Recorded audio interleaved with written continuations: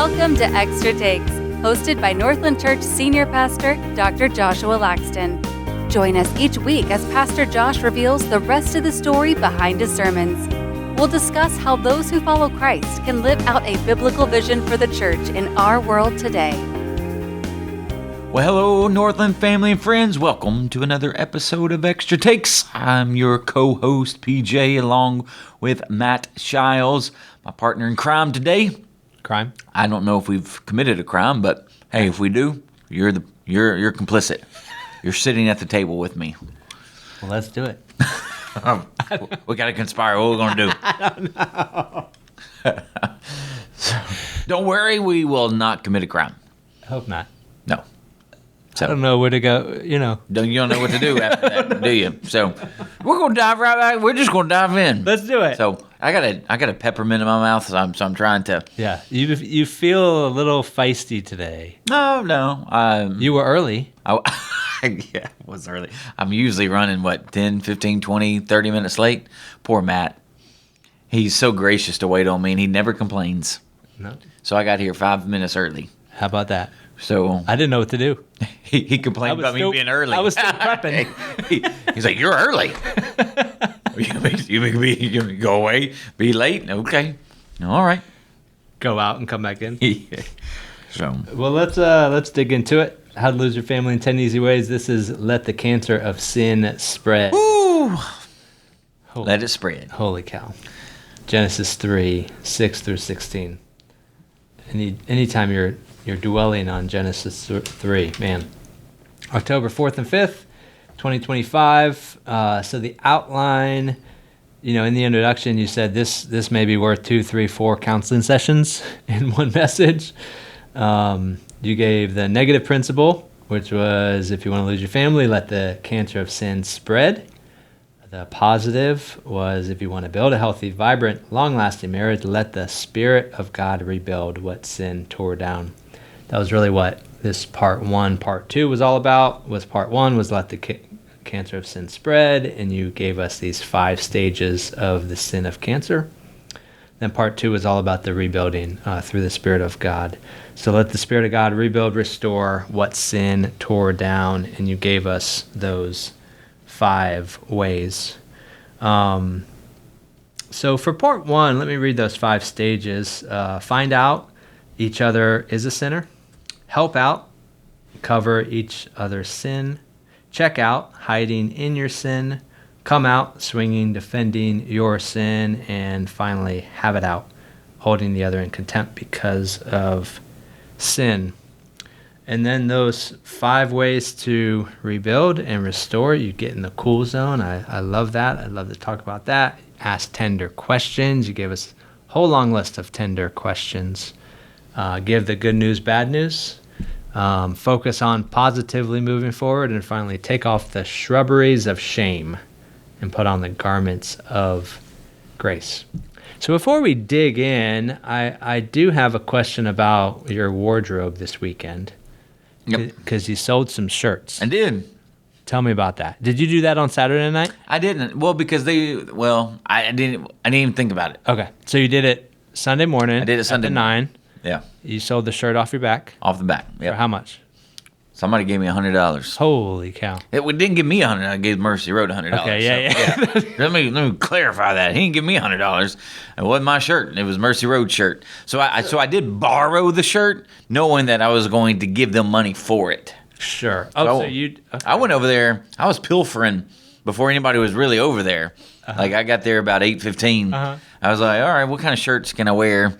And man, I really did. I found 2 really nice Columbia shirts, and then I saw a lot of Florida Gator stuff, and I'm like, I saw no other team. So I'm like, people, man, they're jumping ship on there, yeah. And then I saw this one that was a medium that I'm like, I probably can squeeze into this, and it had the tags on it. So I'm like, man, come on. See, yeah, for a germaphobe, that's good for you. Yeah, tag's still on it. So. Wait, because I saw you in a different shirt going into the 11. Did you change into the Gator shirt? Yeah. Okay. Yeah. Awesome. So you sold the one, and then you changed. Yeah. Yeah. That's fun. Yeah. Yeah. So wait, did you sell the Gator shirt? I did. That's what yeah. And then I just gave him to the blue shirt because it was Gator colors. Oh, okay. So, and that was $50. Wow. So out of 3 shirts, I made $150 for Mercy Road. Look at you. Yeah, I know, man. Good job. See, that's what I need to do every week. You're their top salesman. Sure, man. Maybe not. Maybe. Well, I bet Yvonne was the top salesman. they sold quite a bit. So thank you for all of those who supported Mercy Road and our pop-up thrift. It was a wonderful, wonderful weekend. Yeah, it seemed like a fun event. Seemed like the whole rink was full. Yeah, I know that Saturday they had raised almost, they had sold almost $10,000 worth, which is huge. I mean, because they were only open a few hours Thursday, a few hours Friday, and then, a few hours Saturday. Huh. And then I know that it was busy from 10 to 2 on Sunday. So I would imagine, I don't have the final number, but I would imagine somewhere between 12 and 15,000 just for a few days. So it was awesome. I mean, I have learned more of the business. Years ago, I was talking to somebody who was like a genius. I mean, whoever came up with the Goodwill model is a genius. Yeah. Like, you just give us your stuff like you don't want, and we'll turn around and sell it. Yeah. And people will pay. Pay for it. And I'm like, that's a genius model. So, and we've been talking, to others about the business model of thrift, which is why we want to get involved in it. But we're going to crawl before we walk and then run, and that's where we're going to do the pop up. We're working on something to kind of keep a thrift, to have a ongoing presence for our thrift store as we build up to actually having a brick and mortar. So So that's the goal. That's awesome. And I mean, after 3 days, and you're making again, it's all going back into Mercy Road to help them become even more sustainable and to be able to scale more of what we do.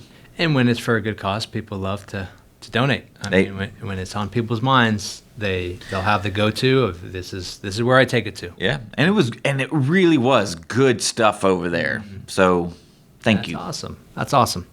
All right, so let's dig into these first couple questions. Describe this week in one word. One word. I would say rebuild.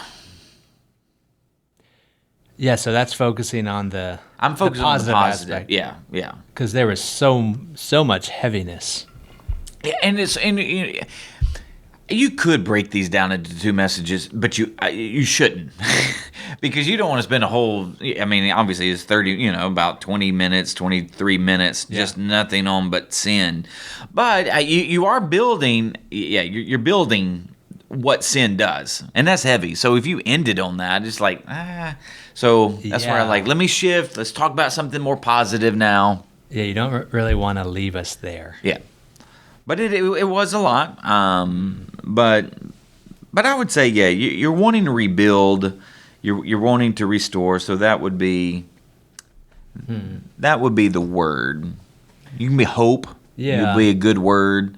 Another good word to think about. Yeah, I think a word that sticks out to me is spread, and that's either positive or negative. Yeah, and just being conscious of what we are allowing to spread in our lives, allowing to grow, to cultivate, to reproduce in our life, which is, I think, what this whole series has been about, of just reminding us and just calling us to this greater intentionality. And I think that's part of the heaviness of, oh man, not just realizing the truth, but actually like, oh, what do I do? How do I handle it? What do I do with it? Like, there's just so much. There's so much. Well, I had to put into practice and. Well, yeah, because I had somebody come up to me like, hey, can we talk? So I ended up talking, and then the next thing you know, I'm in a counseling session. I didn't know I was going to be in a counseling session, and as I'm talking to this person, I'm thinking, okay, you just heard this message, and they're trying to put it into practice, but it's not coming out right. And I'm like, oh, not towards me, but I'm like, you're in the red zone. You're not even asking accusatory questions. You're accusing. So it's like you heard all this and you're wanting to do it, but I'm telling you, it's hard. It's hard. It's extremely difficult, which is why I even told them, okay, you need when I say you need a mediator, you need a counselor to go, all right, time out. Hey, let me tell you what you just did.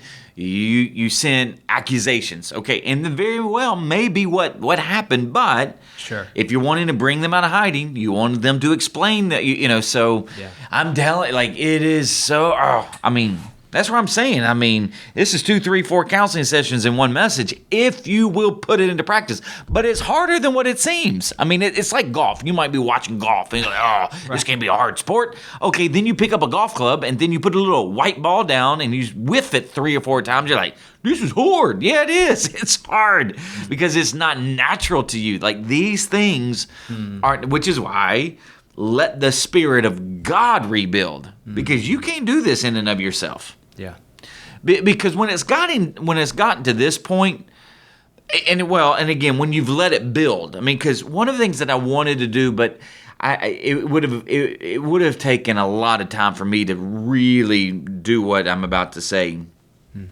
But you look at the 5 stages. Okay, so these are progressing. Well, really, theoretically, the 5 ways, they're progressing as well. Because, all right, so if you just live in the cool zone, again, you're not going to let most things irk you if you live in the cool zone. Yeah. But okay, so think about find out each other's a sinner. Okay, I'm going to live in the cool zone because, hey, listen, I know you're a sinner, so I'm going to live in the cool zone. Okay, but if you start covering it up, or it's getting a little worse, then if you check out and you start hiding in your sin, now it's inflaming, and so now it's really hard to maintain the red zone in those things. Yeah. Okay, so this is part of where, and then the tender question. So the intensity, like that's where I'm like, the intensity of the stages will require the intensity of the ways. So the idea of the shrubberies of shame, replacing them with garments of grace, that's huge. Something had to die in order for them to be clothed. That's the intensification of even letting the Spirit of God rebuild. So depending, and this is part of where, depending on where the marriage is, will depend on the ways it needs for the rebuilding and the restoration. But it's just so hard. Like, I just didn't have time to try to put that in an image. Yeah. And it was So what I'm hearing you say is take that last one, take off the shrubberies of shame, because of how difficult it is, and because of the way they progress. You wouldn't necessarily just jump into that. Like, you have to work up to that. Well, yeah, because, okay, you find out each other's a sinner, but when you look at verse 16, have it out, holding the other in contempt. Contempt is basically, I wish you were dead.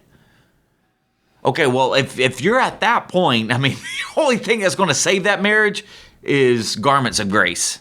That's what I wish I had. I needed a whole nother day to process it, but I'm like, I don't have the time to do that. But that's what I wanted to show the intensification, because think about, and that's why I even went with the stages of the cancer of sin, because think about the stages of cancer. You got stage 1 all the way through stage 4, I believe. What stage 4 is like, we can't do anything for you. You're dying. There's a timeline, okay. Yeah. So if there needs to be some kind of, and then the higher the level of the stage of cancer, the more intensified is whatever the treatment is.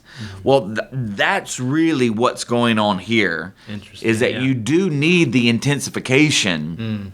And so when you look at tender questions, okay, good news, bad news. Okay, the bad news is bad, which is why, I wanted to at least capture some of those bad news. Like, you need rehab, and it might need to be in-house residential rehab. We might need whatever it may be. Like, how intense is it? And then the focus on moving forward. Okay, if you've planned. Okay, so if you give them the good news, bad news, and you're saying, hey, I'm going to focus on going forward, you can't bring up what they did 2 years ago. You can't bring up what they did 2 months ago, like you've said. Yeah. So this is, it's easier to say it than it is to do it. Again, depending on where that's where, if you can. No. Again, the whole idea of this series is we're prone to do these things. They're natural to us. But but particularly in this message, I wanted to show the intensification of if you just let sin reside, it never is neutral. It never is going to. If you let sin reside, it never will reside. It will spread. Yeah. And so this is part of where then you're gonna have to deal with it. Yeah. So I mean, there's so much there. So that was the one word. What's a big takeaway you had this week? The good news, bad news. Like he started out with the good news. I've never really. Now he gives the bad news to serpent, but I'm not counting him. Yeah. But before he gives the bad news to Eve and then Adam, he gives them the good news. The proto-evangelion is what scholars would refer to it as. It's the prototype is where we get a word prototype, but it's the first mention really of the gospel. Yeah. So I'm going to try out this new question. We'll see if this one sticks. Give us a peek behind sermon prep this week. What's something that was noteworthy that happened during your prep? Noteworthy. You didn't know this question was coming, so I didn't, and I don't think I did. Yeah. So this is my little notebook. Okay. So my little sermon notebook, I always jot down things. And so let's see if I had anything. You could actually see where I started trying to do the levels of falling, and then the levels of I was trying to find something there. Some sort of diagram. But it just didn't kind of click. Sure. Yeah. So what was I really tried to focus on the 5 stages because I had other ways like so eyes are open and they see each other, they're completely different, honeymoon's over, they collaborate or they co-conspire. But then I started writing things down like, you find out, you freak out, I'm like, oh, okay. And then I start looking at, they are doing a joint activity together, but it's not really for the other, it's for themselves. So now they're helping out, so now because again, I'm trying to find creative ways to communicate it. So find out, help out, then you check out. You're like, hey, I'm checking out. Like I'm going away. Well, they're checking out, they're going away, and I don't think they're hiding with one another. I've made that clear. Yeah. But then God does draw them out, but they come out swinging. Yeah. Start pointing. Yeah. And then the big one, another one was you don't really see the habit out until you actually see the consequence that God gives Eve, and there's a line, and it's been much debated, but I really hold to how I explained it. It's not I'm the only one explaining it that way, but I really hold to that. So, that was kind of an insight into. But I had been working on this for like 2 weeks, like far as an outline, So. Okay. Yeah. Yeah, that's interesting to hear about the development of those 5 stages. It was all from the text and all from your brain. Yeah, I mean that's what's cool about this. That I've had people say like it's there, and that's part of where like I wanted to pass over it earlier this year because I knew where I was going to go. But I think it's almost a new way of seeing Genesis 2 and 3 in a way that most people never preach it. And I had somebody say they've read so many books on marriage, they've never heard this. Like how it's how I'm unpacking it. And to be honest, I haven't either, which is part of the reason why I think there's been a handful of people like, hey, will you write a book on this? And the short answer is yes.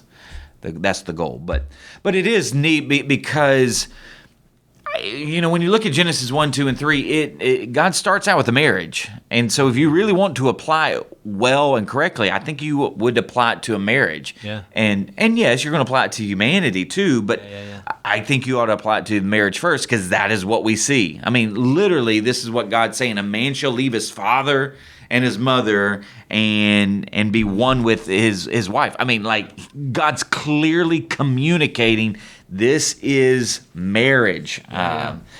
So if you're just preaching it, for the human race, okay, that is one of the ways to preach it, to apply it. But I'm telling you, the heart of it is in verse 24. That is why a man leaves his father and mother and is united to his wife, and they become one flesh. I mean, so now everything from a marriage standpoint is actually going to be rooted in this. And therefore, when you see in the Old Testament, the core relationship that will be used to describe God's relationship with Israel will be husband and wife, and then the same thing in the New Testament with Ephesians 5 with Jesus and the church. So, but what you see is marriage, and so that's where I'm like, man, let's really unpack what we see here, and how it all went wrong, and then how it's going to be rebuilt, restored, renewed. Yeah, it is interesting how we take those passages and quickly go to all humanity and often skip over the marriage part and the implications of marriage. So, really interesting to view it that way. So let's look at this part 1, let the cancer of sin spread, specifically this checkout, hiding in your sin. You said if you don't deal with sin, sin will deal with you. So a question I have is, so if we have hidden sin, how would you counsel us? Because that is it's a weighty thing, right? And in an audience this large, you throw something out like that, you have a whole heck of a lot of people that have had hidden sin in the past that have dealt with it. You've got a whole heck of a lot of people that currently have hidden sin, and trying to deal with it just feels impossible. Oh gosh, right? I probably should have read that question before I got here. No, I mean, but that's part of the weight. Well, when you throw that out, that just like hit me, because I'm like, oh man. Well, so here's what So here are a couple of things that I would say is that your hidden sin, if you are aware of it, it is coming out in ways that you might not realize. Like when I say it is affecting you, it is there are symptoms that you are portraying that really are exposing there's something going on. Yeah. Now, if you are really good at hiding it, maybe not. But this is part of where, like, the cancer at some point it's going to rear its ugly head. You might not even know you have cancer until the actual big symptoms come. Right. So this is part of where I'm like, there's a reason why, like, so acting out. Okay, so you might your wife might not know that you're looking at pornography. That is something's going on there while you're looking. Right. Okay, so do you come out and tell your wife? Okay, well this will determine, okay, what kind of relationship do y'all have? Because this is part of where, like, if it's, and this is where it gets so complicated, because if you don't have a safe relationship and you tell them that you're coming out, and then they freak out, because again, then you got to go back to all of this. So if they find out, are they going to really freak out? And then are they going to take it personal? Because that goes to the red zone, blue zone. Yeah, like there's a lot there, which is part of the, again, it's part of the coming out. Acting out would be, okay, is there a reason why you're flirting outside the marriage? Yeah. Because maybe you're not getting the attention that you want, and so that's an acting out. And do you tell your husband, man, I just want you to know I've kind of been emotionally connecting with this person at work. I know it's wrong, and then like those, because when it gets there, I'm telling you, those are tough, which is part of why I think counseling is so important. Is that if you need to go to a counselor first, and then they can kind of help you weed through, okay, what do you do? When do you do it? How do you do it? So Well, I appreciate that counsel because it is such a nuanced thing, and with, like you said, it's so complex and complicated that if people listening are dealing with that, everybody's situation is different. And so I appreciate the way you presented it as it really depends, right? And you can't just give blanket counsel of this is how you should deal with it, because it really, really depends. And yeah, like dealing with a counselor 101 may be most appropriate before, or a trusted person, or like before you present it. But I think the important part is you got to get it out. You need to get it out. I mean, get it out of the darkness into the light. This is where accountability partners play a huge role. Because we're going to be talking about guardrails next week. Oh, okay. And so I'm actually going to show what are some triggers that will basically lead you, that will trigger sin. Oh, okay. So I want to do that and then look at here, I think 6 guardrails. And one of them is basically accountability. You have to have somebody that's willing to tell you what you don't want to hear. So that's really a good question. But this is part. Yeah, I think it really depends, because I would have to ask a series of questions to see where your marriage is. Because if you just say, honey, I need to tell you something, you might crush, and if things are already tender there, it could just explode. And so, again, you do want to get it out, because you don't want it to sit there. So you do want to disclose it. But I just mentioned like pornography, flirting outside the marriage.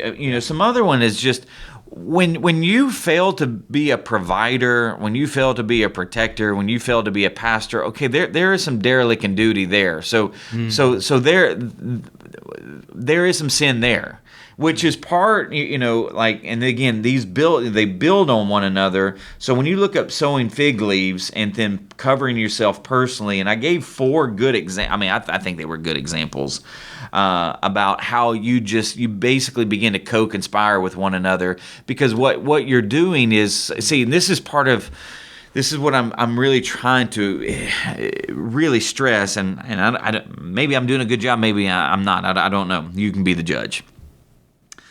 But when you have failed to talk about the root cause, because that's what's happening in the cover up, you're not talking about what you truly like, what's going on. Yeah. Because there are already, you can even call them, there's these little ticking bombs that are going off already. Well, I just don't want them to explode again. I don't want to blow, so I'm going to self-protect. And, well, I'm telling you that's where you are making it worse eventually, because when you're already covering things up, that means that you're already not talking about deep issues. See, that's what happened with Joni and I over 10 years ago. So when I talked about coexistence, so when you coexist, this is what happens, because you never really talk about whatever the issues are that are going on. You just kind of bury them. And then when we were coming out of, so when I say we were coming out of hiding, what the sin was being, emotionally absent. What the sin was self-protecting. What the sin was not actually, loving ourselves more than loving the Lord, and so we would never talk about. And so when we got into counseling, I'm telling you, it was rough. Because the other point is, so the good news, bad news, that bad news is painful. You see even the word pain in childbearing, intensification of childbearing, a toil, painful labor. Okay, so this is where I'm saying, once you come out of hiding, so if you let it get to that point, I'm going to tell you there is going to be a painful period that you will go through. But here's what I want you to know: you can get through it. Yeah. You can get through it. The Spirit of God can rebuild. The Spirit of God can renew, can restore. But I'm not going to tell you it's going to be easy. And so I remember the first couple of months in counseling, just trying to walk through those things. whole, like, you know, it got very intense in some of those counseling sessions because we are talking about now bringing everything that we had stuffed for years. And so some of it was trauma from losing, loved ones, and then not really caring well for that, and trauma of church and not really able to talk about that. And I mean, so it was a lot. So that's where I just want people to realize, like, it's not... When you come out of hiding, yes. So the question was, when you come out of hiding, depending on what it is, how it is, depending on how it affects, like, there is going to be, because hiding is that third part, right? It's checking out. Yeah. Okay. Well, if you look at the third part, that's give them the good news, bad news. Okay. So that's where I wanted people to see the correlation, that if you're in stage 3 of the cancer of sin, that's pretty much where you're going to see the good news, bad news. That, okay, you guys, hey, we're going to make it through it, and we're going to make it through this. I'm not going anywhere. But here's the bad news. The bad news, we need counseling, and this is a road. This is 6 months. This is 12 months. This is 15 months. You're going to need rehab. You're going to need whatever. Like, it depends on what the hiding is, and how long you've been in hiding. Because if you've been in hiding for 10 years, oh my gosh. Now if you've been in hiding for 6 months, okay. So that's where, again, counseling, having experts and people who love Jesus, who kind of know all of this stuff, that's where the discernment and the wisdom and the Spirit's prompting can help. But, yeah. It's tempting just to want to ignore it and say, this is a long, hard road. I don't even want to attack it. So let's talk about that, too. I do believe that that's where divorces happen. See, divorces don't happen when you find out each other's a sinner. Divorces happen when you help each other cover up, when you check out, you hide in your sin, and then you're like, man, this is really bad. And then when you really try to, at that point now, confront, and you don't really know how and what's the best way to confront, and then it's the merry-go-round, and it's the fighting back and forth, it's the blaming, and then it's you just have it out together. And then it's like, I can't live with you anymore. That's where divorce happens, because when you let it, that's why marriages work. That's the whole thing about this series, is that marriage is work. Marriage is war, that you're fighting for the heart of your spouse because there's something called the world, the flesh, and the devil that's trying to steal it. So you got to enter into this war, because we're as a flawed, sinful human being, we're already entering into this war predisposed and in some sense preset to actually lose it. That's the whole series right there, is that we're already doing these things. Right. So that's where, like, this is a whole different picture of marriage than we've ever been taught. Yeah, I mean, because it's not easy. I'm telling you, Joni and I, and I know what some of you, it gets easier. I actually don't think it does.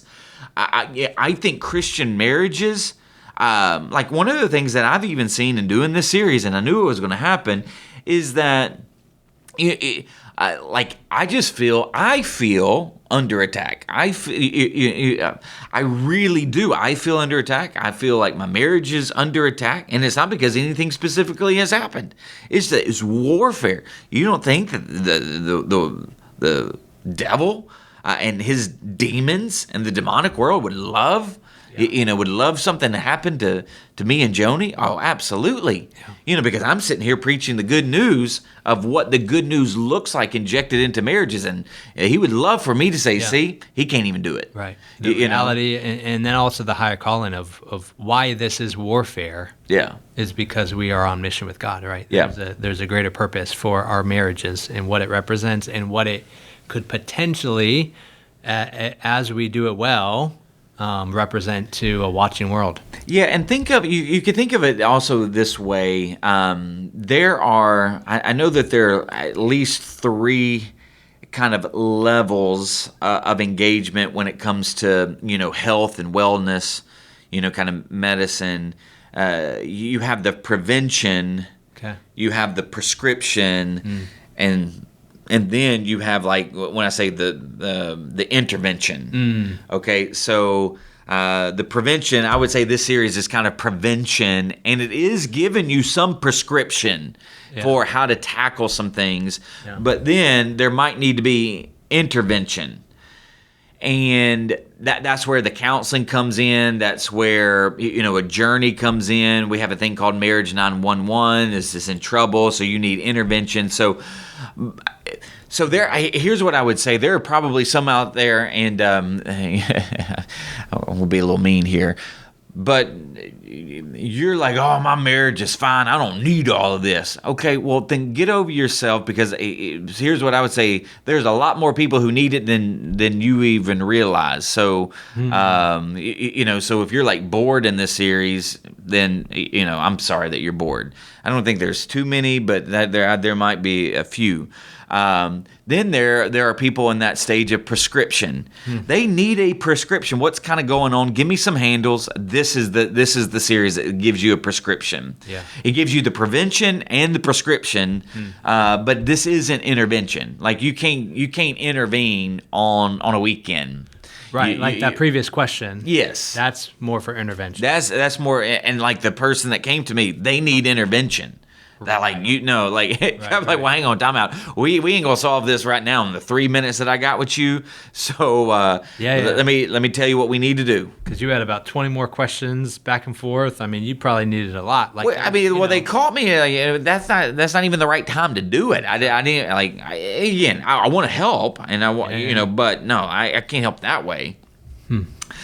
That's where this series lies. So interesting. Yeah. So prevention, prescription, intervention.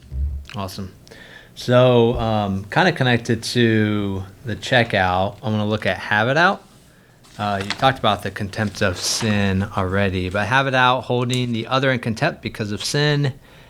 You said when you let sin rule you, you'll let sin ruin you. Talk about that that connection of when sin's ruling you, you're on the path to ruin. It's kind of you're painting it as it's only a matter of time if you don't deal with it. Well, I mean, it is, and it can, again, sin. If you look at its wake, now what I mean by wake, like if you're driving a boat, you look at.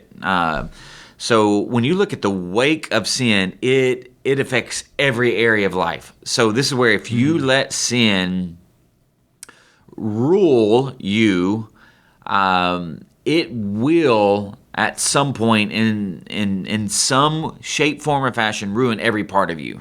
And now again, and this is why it's so important to remember what sin is. Sin is loving something or someone more than God. Yeah.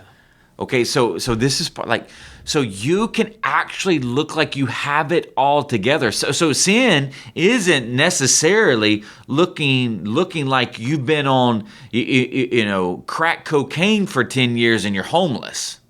Like that isn't necessarily the poster child of a sinner. The poster child of a sinner can actually be a 2-story house that's 2,600 square feet with a white picket fence with 2.5 kids and a dog named Fido and a healthy 401k, and you're on top of the world. Like that could be the poster child of a sinner, because you're loving what you have more than loving God. And if you let that, and I'm telling you, it will begin to ruin you in ways where you're like, I don't need God, I can help myself. And then something's going to happen in your life where you're going to realize that you're not as powerful as you think you are. You're not in control the way you think you are. And it will devastate you. So that's where I'm saying, like, you just got to remember. That's why I wanted, it's because sometimes we think of sin in when I say like transactions. I lied, so I sinned, or I coveted. I longed for what somebody else had. I sinned. Yeah. But those are part. I mean, again, breaking God's commands, his laws, yes, that is also part of sin, but at the heart, and this is where earlier this year when we talked about Genesis 3, it is the unraveling of love for God that broke his heart that leads to us to actually break commands and laws of God. Yeah. So that's where I really trying to stress that, because when you go back to Matthew 22, what's the greatest commandment? To love the Lord your God. I mean, and so when you look at those first few commands in Exodus 20 with the 10 Commandments, they all had to do with our relationship with the Lord. And then if we neglect our relationship with the Lord, guess what's going to happen? We're actually going to find ourselves sinning against one another, committing adultery, stealing, lying, cheating, coveting. So all of those are sins against someone, but they actually originated with the original sin of unraveling love for God. That you are not worshiping Him as supreme and preeminent. So you're having some kind of idols before Him. Yeah. Therefore, you're seeing the manifestation of that in what we do to one another. So that's huge to really think, to remind ourselves that sin, if we let sin rule us, meaning if we don't have supreme, unadulterated love for God. Now again, that doesn't mean that we're going to be perfect, but we need to identify when we've missed that mark of loving God supremely. Yeah. Okay, but if we don't have the discernment, if we live however we want to, and we therefore let sin rule us, it will ruin us. Yeah. And that ruin, it can take on. You remember? I'm trying to remember. It was called Fringe. It was a TV show. Okay. It was with Joshua Jackson. Okay. But they had shapeshifters. Okay. They could just take on the form of anything. Yeah. I know of it. I can't remember if I saw it or not. So doppelgangers could be, another. It was like, so sin can take on so many different manifestations. It doesn't look just one way. Yeah, I think that's helpful. Yeah. Yeah. All right, so let's look. That's part one. We covered that well. Let's look at part two. Let the Spirit of God rebuild, restore what sin tore down. I want to look at the cool zone, red zone, blue zone. I'd love for you to talk more about this idea, and then even how that connects to, you gave us that list of red zone, gave us a list of blue zone, and then you also gave us some very specific handles to live and engage in the blue zone. These are the things to do, which I loved how practical that was. And I feel like, after part one, it was very helpful to have that list, because it was like, okay, all right, if I feel myself in the red zone, breathe. Okay, I can breathe. Rest well. Okay, I can rest well. Eat well. Okay, I can do that. Just like really, really like low level, basic, but really important, like practical things that we can just like do if we're processing all of this and realizing, oh man, I live in the red zone, or I'm in the red zone way too often with my wife, or way too often here at work, or way too often with my friends. And so just talk more about that idea. Well, let's put it this way. This idea was originally, for me, applied to the realm of leadership and not marriage. Yeah. And I'm like, I wish I would have had this. Because I am a recovering insecure leader. And I would actually, and this is part of where I said, I think in one gathering, I can't remember, that men are more insecure than what they lead on. I mean, like, they are. Unless they have truly matured, and it doesn't matter even what position that they have. I mean, they could be the president of the United States and they can still be insecure, because when somebody attacks them, they feel like they need to attack back. That's insecurity. You feel the need to attack when you've been attacked because you're emotionally charged. Yeah. You've personalized the conflict. So this is part of where let's apply, so again, I'll apply it to leadership, then I apply it so personalize the conflict. So let's just say somebody's attacking me for, how I'm leading, or I'm not preaching this. Okay, so So what I would have the tendency to do years ago, well, I'm personalizing the attack. I'm taking it personally, and that they're attacking me, who you are, as opposed to looking at, okay, what are the values that they're really going after, or what are really the issues? Like, as opposed to when you personalize it, it's not about issues, it's about a person. Yeah. So when you live in the red zone, you've personalized it. And then the other thing is the unresolved issues in self. Okay, so here's what I had to learn in my counseling. Over 10 years ago, is my parents, they thought my brother and I hung the moon. Yeah. I mean, we were good kids. I mean, we excelled in sports, we excelled in academics. I mean, we were, for the most part, just really well-behaved kids. I mean, So when I became like an adult and I'm in ministry and I feel like people are attacking me and they're not praising me like my mom and dad. So the unresolved issues is that, like, I felt like I needed a lot of praise for the fuel to live.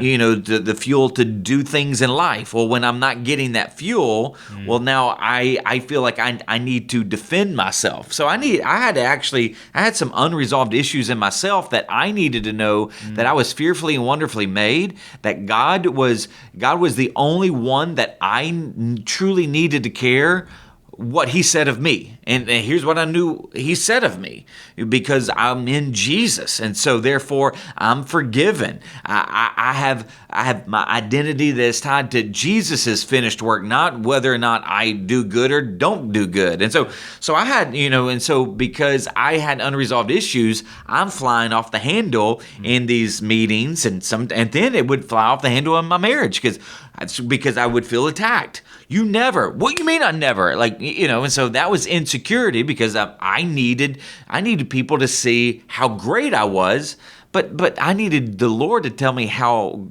great I wasn't, but how great he was, and it was what he said, so I had unresolved, and then the disproportionate intensity. So, this is where little things could set you off. This is where, this is where guys come home and they take it out. They take whatever's going on at work, and the kid the kid left their toy out, and you stepped on it, and then you start, cussing up a storm, and you're like, whoa, hang on, what's going on? That is disproportionate intensity, because it's showing that you're emotionally charged. There's something going on. There's unresolved issues, and then the conflict is unsolvable, because this is one of the things that I saw in my own life, is that I just needed to be right as opposed to solve something. Well, when you're wanting to be right, guess what that other person is wanting to do too? They're wanting to be right as well, which is part of the reason why you get on the merry-go-round, because you're trying to defend, you're trying to make sure that you come out on top, which is why that conflict is all about me. Because what do we want? We want to come out on top, which goes back to the contempt. Eve wanted to be on top. Adam saw that. Fallen men would see that as a threat, and what would they do? They would dominate and rule with an iron fist, and so therefore they would abuse their power and authority. Okay, so that's where that conflict is always about me and what I want. I want to get what's due me. I want, So I had to learn. That's basically where I was living. Well, and as you're talking about this, you said this started as a leadership lesson, but then it obviously connects to a marriage lesson. And in the examples that you gave, very much like you can see how one affects the other. Well, it does. So this is where, so that's where I wanted to say, yes, I saw this in my leadership first, but guess what? I'm supposed to be the leader at home. I was bringing how I was leading in the church, and I was bringing it over into my marriage. And I'm telling you that's where the warfare is happening. Yeah. So if we're seeing red zone tendencies in any aspect of our life, it's probably showing up in all the other areas of our life. It's probably magnified in your marriage. Yeah. Because that's supposed to be, that's actually, your home is supposed to be the safest place. It's the safest place, but we somehow have our strongest emotions there. behind closed doors. We can be our whole self, and it just gets magnified. That's a good word. And so those were those blue, that blue zone. You're really identifying what is the issue. So take you out of it. Take you out of the equation. What is the issue? Is the issue that you don't see, you don't feel seen? Is the issue unmet expectations? So, I'm going back and forth between a leadership environment and a home environment, right? But again, there's correlation there, because in a leadership capacity, you can have unmet expectations, but you've never shared the expectation. Yeah. Well, that happens in the church, or in work. That also obviously happens in a marriage. Well, I expected you to just take out the trash. You shouldn't have to be told. Well, maybe I do need to be told. And so, but instead of me taking that issue personally, the issue is that you want me to be more discerning and you want me to take more initiative. I got it. Okay. So it's not about me. I got to get me out of the equation. Sure. Self-awareness is the key. Okay. Goes back. Self-awareness is one of the facets of emotional intelligence. Yeah. Is that you're self-aware, but then you can manage yourself. Yeah. So I need to be self-aware that when my wife says this, and let's just say she doesn't communicate, let's just say, for argument's sake, she doesn't communicate appropriately. Let's say she doesn't do the tender question. Well, I need to be self-aware that if she's coming out accusing me of something, I need to be self-aware of how that's going to make me feel. And so instead of responding in the red zone, I actually need to respond in the blue zone. Well, that was a takeaway I had, was because in a marriage, each of us are going to go in and out of being in the red zone. But if we're able to, when your spouse is in the red zone, if you're able to respond in the blue zone, changes the whole dynamic. But the tendency, I think I've seen this in my own life, is she's in the red zone, I get in the red zone. And then that sparks fly, right? Like, it's not good when both are in the red zone, but you de-escalate, right? When just at least one person is. You're diffusing it. The blue zone. That's one of the things I had to learn, is that. So this is what I learned in leadership, is especially when you're leading change. And you're leading significant change in an organization, particularly like a church, and you have some people that don't want that change. Yeah. Well, they're going to be in the red zone because they're trying to defend that what they love from being changed. Yep. Okay, so if I react just one time in the red zone to somebody who's already in the red zone, but I happen to be the leader, then what I've just done is I've given them the bullet to shoot me. And so this is what happens in a marriage is, all right, so if your spouse is in the red zone and you don't respond in the blue zone, but you respond in the red zone, this is where you begin to shoot one another. Right. And then when you begin to shoot one another, I'm going to tell you, at some point, one of you, if not both of you, are going to bleed out. And then that's where you look so that's part of where that I've got to have proportionate intensity. Yeah. I got, what's the conflict here? Like what is going on here? And this is part of where the conflict is always about the mission. It's not about the person. So this is, again, and it goes back to, what is the mission of marriage? Okay, the mission of marriage is for God to actually create a people for himself to reflect his glory in all spheres of life. He's going to start with the marriage, and that marriage is going to reproduce into a community. So therefore, the mission of the marriage is about reflecting the kingdom of God in all facets of life. So this is part of where the conflict, how do we solve this conflict in a way that not only honors, obviously, the Lord, but actually reflects him in our midst, as opposed to me getting what I want. Yeah. And I'm telling you, that's hard, because now, and this is part of where, when you go back to the husband and his role as a provider, protector, and pastor. This is where I'm not saying that you always fall on your sword, but this is where I'm saying, sometimes you got to sometimes you've got to give up in order for the mission to remain. Because again, it's not about you getting what you want. It's not about you being right. And I know we have fun about, you can be right or happy, and you choose to be like it. Listen, it's not even about being right or being happy. It's literally about reflecting God. Sure. And so this is part of where, how do we get back to this mission and fulfilling the mission as a married couple meant to reflect the kingdom of God? Yeah. And so that, and then going back to living and engaging in the blue zone, this is where you do need to breathe. So to that point, that whole list: breathe, rest well, eat well, spend time with Jesus, manage schedule well, don't engage when you're tired or depleted, try to avoid conversations when emotions are already high, and then don't sweat the small stuff. Is that a progression? Or is that like, if people were thinking like, where do I start? Can they just like pick one, or like should they start with the first and kind of run down? Well, I mean, you could start with breathing. Start breathing. That would be good. That would be a good start. That's probably not a bad place to start. Yeah, it's not, just breathe, man. Well, and I want you to think about. I mean, so think of even for the wives who are stay-at-home moms, like that's a job in and of itself. Oh yeah.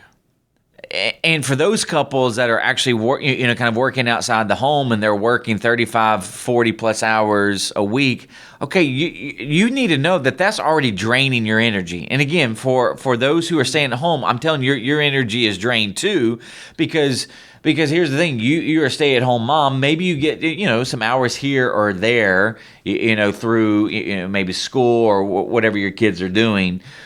But then when everybody gets home, you're still like, so this is part of where resting, eating well, managing your schedule, like Americans, and I'm saying Americans and Christians who live in America, who participate in the American culture of all of the extracurricular activities, we actually don't manage our schedule well, okay? So there are going to be, so I know that there will be seasons that are intense, but you need to make sure that there are intentional seasons of respite too, because again, that's part of managing your schedule well. And then the self-awareness part is, don't engage when you're tired and avoid tough conversations when emotions are already high. This is where it's okay, because I'm telling you, this is what I learned from experience, is if you are engaging in those tough conversations when emotions are already high, you're already in the red zone, so guess what's going to happen? You're going to go in a merry-go-round. Yeah. You're going in a merry-go-round. Yeah. And then it's okay to just say, hey, I can't talk about this now. It is absolutely okay. And some people will say, what about Ephesians? It says, don't let the sun go down on your anger. Okay, those are two different things. Two different things. Because here's what you need to be able to do. You need to give it to the Lord. That's what it's really suggesting. That's what Paul's really getting at there, is that, hey, if you have this intense anger towards a brother or sister, that if you let that anger sit inside you, then that anger can turn into bitterness and resentment and hostility. Okay, so this is part of where, if you're just saying, hey, we need to hit the pause button, okay, here's what you need to do: hit the pause button. But you need to start giving that to the Lord right now, because that's one of the things that I've seen in my own life, is that if we can hit the pause button and just take a breather, sleep on it. But as I'm taking a breather and sleeping on it, I'm giving it to the Lord, going, Lord, what is the right way to handle this? Okay, here's what you're doing. You're letting the Lord diffuse you. Yeah. In those moments, okay? Yeah. So that's part of, and then I've had to learn, and Joni and I, we're really trying to learn, don't sweat the small stuff. I was trying to give some funny examples, but I mean, but some of them actually do turn into actual fights. Oh, absolutely. Those are good. Those resonated. Yeah. Well, and this is part of where, okay, so this works both ways. So if your wife does say something about you passing parking spots, you ain't got to escalate. You ain't got to go, shut up, woman. Stop. Like you don't have to do that. Like, all right, babe, I hear you. So don't sweat the small stuff, because I really believe that most of it is small. Now, that doesn't mean that you need to ignore the underlying issue, because there might be an underlying issue there. Yeah, if you go straight to red with a simple comment, there's more there. So that's part of where, so now that's where you have to discern: are these small things, are they symptoms of something larger that is going on? Because I just feel like a lot of times, the adage, we make mountains out of mole hills. Now, some people may not even know what a little mole hill is, but if you've ever lived in a place where there are moles in the backyard, if you're watching YouTube, the mole hill is about that big. But here's the adage: you take a mole hill and you make it a mountain. Like that's part of where you've got to figure out. Like, if your spouse is turning these molehills into mountains, like, you've got to actually go back and go, where is the mountain? Because the parking spot's not the mountain. The crock pot's not the mountain. Sure. Might be something else there. Yeah. All right, so it's been a good conversation. Anything else you want to touch on before we close? Those last few? Tender questions, good news, bad news, moving forward, or shrubberies of shame? Yeah, I would. Well, so it was so hard to actually, and I at least tried to magnify the transformation in Adam about moving forward just in that one line. Yeah. Because that's significant. I've passed over that. That's so really, really significant. So he's going to move forward. And in some sense, that's the last we actually see of him, other than that Adam made love to his wife Eve, and maybe the reason why he made love to his wife is because he made up with his wife.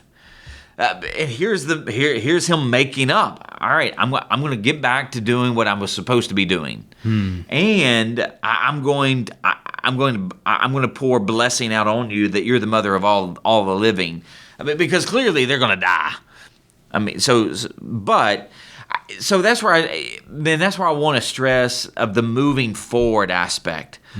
Okay, and that actually comes before the shrubberies of shame are removed and the garments of grace are now.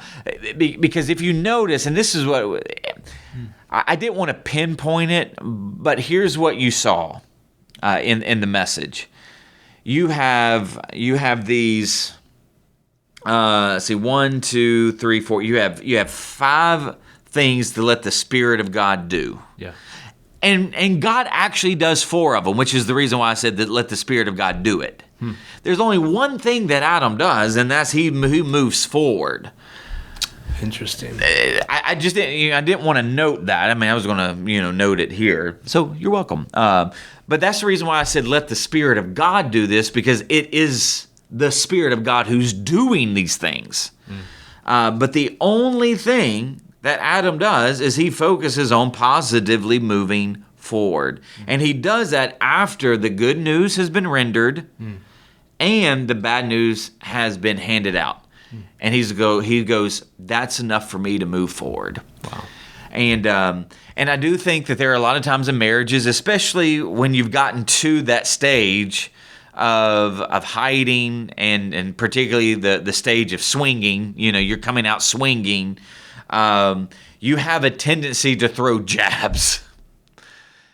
You can't throw jabs because those jabs are being thrown because of what happened in the past. So if you're really wanting to sink the marriage, throw the jabs. But this is part of where, when you look at 1 Corinthians 13, it says that love holds no record of wrong. So love keeps no record of wrongs. And love always protects, always trusts, always hopes, and always perseveres. Okay? So this is what we actually see with Adam. He's not going to hold Eve to the hostage He's not going to hold Eve hostage to the past. Because here's the thing, like, and this is the other thing that they teach you in counseling. When you get to this place, okay, so think about it. So when you get to this place of even where Adam and Eve are, they're in hiding, they come out, he needs to, so he comes out swinging, but at some point he's got to own his own junk. Because that sucker was sitting there doing nothing. He needed to understand where he went wrong. Yeah. So I can tell you this, is that if you're on your second marriage, maybe your third marriage, I can promise you it wasn't 100% of your ex's fault. I can promise you that. And some people would say, well, yeah, it was. He cheated on me. There's a reason why he cheated. There's a reason why he acted out. And that's part of where you've got to own all of, he's got to own his junk. You got to own your junk. Then you own it together. And then when you own it together, then that's when you can positively move forward. That here's the good news. Here's the bad news. We both screwed up. Okay. So now we've admitted it. We've repented. We've changed our mind. And now we're able to positively move forward in the grace of God, even though there's going to be consequences. So that's huge. And then to know that at the very end, and I think the biggest point about number 5 of taking off the shrubberies of shame and putting on the garments of grace, and again, I don't think people really understand I hate to use because I'm not trying to toot my own horn, but the profoundness of this is how God's going to remake the world. Because the world had been destroyed. And it had been destroyed because they had soiled their original clothes. And their original clothes were covered by the glory and the radiant beauty of God. They were without spot, without blemish. Well, obviously now, because their eyes are open, they have some blemishes. But they have to now remove, they're going to choose to remove their own clothing to cover their own blemishes. Yeah. And now they're going to choose to put on the garments of grace that God has provided for them. And this is how God is going to remake the world. So it comes after Adam is ready to move forward, because he's ready to move forward in the good news, even though there's bad news. Because that good news actually covers, it's more significant than even the bad news. Yeah. Okay? But this is how God's going to remake the world. And remember this, he's going to start with a husband and wife. And it's the same husband and wife that began in the garden, that sinned miserably, that ruined all of God's good creation, but he's going to give them a second chance. And this is how he's going to remake, rebuild, renew the world. And if we're part of, and this is the huge, huge part, if we, and again, as individuals and as married folk, if we clothe ourselves with the garments, that God has provided for us, garments of grace, we're part of this remaking and rebuilding the world. And that is the manner in which we rebuild, remake, restore marriages. So I can't even stress that enough about the remaking, the rebuilding with these now garments, because they had soiled their original ones.